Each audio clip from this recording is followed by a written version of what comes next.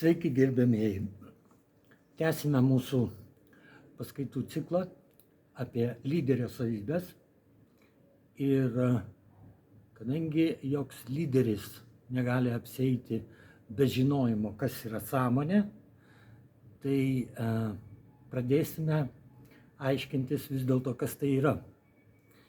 Aš jums noriu truputėlį paskaityti, ką apie tai sako Vydūnas.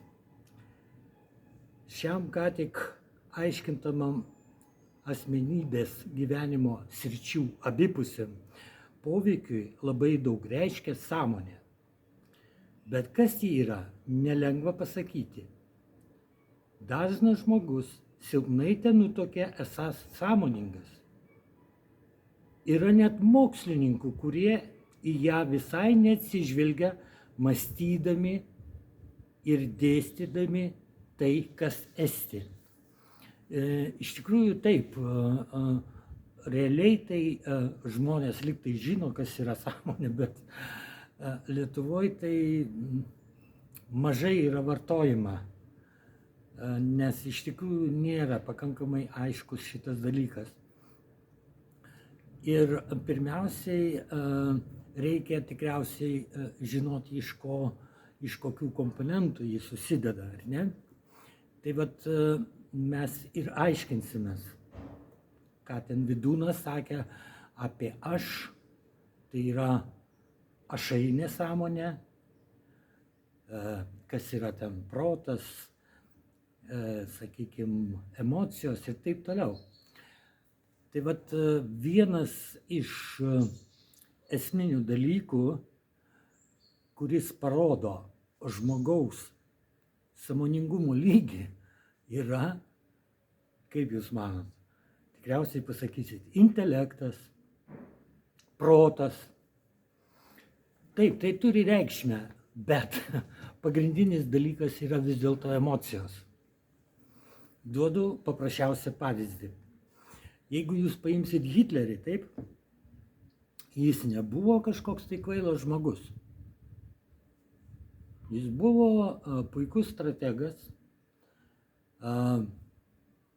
proto ten buvo pakankamai, kiti net sako, kad jis buvo genialaus proto, bet paimkime jo emocijų lygį. Ir ką mes matome? Mes matome pastoviai išreikštą neapykantą. Suprantat? Tai ir buvo tas dalykas, kad ši emocija jau pasako, kad žmogus yra žemiau sveiko proto ribos.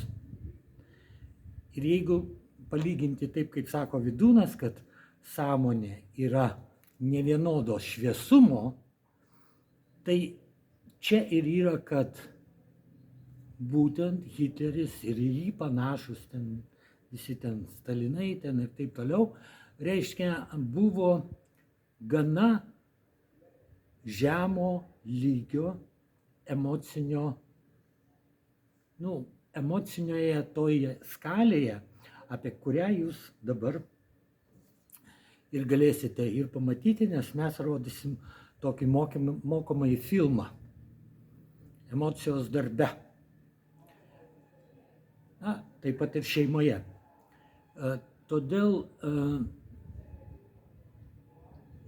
norėčiau, kad jūs atkreiptumėt dėmesį, kad yra riba tarp teigiamų emocijų ir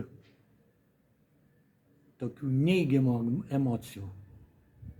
Ir jeigu pas žmogų dominuoja tos neigiamos emocijos, žinokit, kad pas jį mąstymas yra nustatytas ant griovimo. Šitas žmogus griauna. Dabar sakoma, kad tai yra destruktyvus mąstymas. Ir pažiūrėkit, tokie žmonės, sakykime, kaip Hitleris, jie nemoka pralaimėti. Kada jie pralaimi, jie negali pripažinti, kad pralaimėjo. Jie negali atsakyti už tai. Ir todėl jie nusišauna. Va, taip kad čia sąmoningumas ir atsakomybė eina, kaip sakant, viename trikampyje. Ir mes pasiaiškinsime, kaip tai priklauso nuo žinojimo, kaip tai priklauso nuo atsakomybės ir kaip tai priklauso nuo kontrolės. Bet šiandien pradėkime nuo to, kas yra svarbiausia ir kas, sakykime, naudojama kiekvieną dieną. Tai yra būtent emocijos. Lietuviškai tai būtų nuotaika. Nuotaika ir nusiteikimas, jis labai tikslus pavadinimas, tai kas vyksta žmogaus viduje. Bet pirma, aš paleisiu įrašą, kur truputėlį yra kalbama apie sąmonę pagal Vidūną, o toliau jūs pažiūrėsite filmą Emocijos darbe, na ir šeimoje. Ačiū už dėmesį ir iki sekančio susitikimo.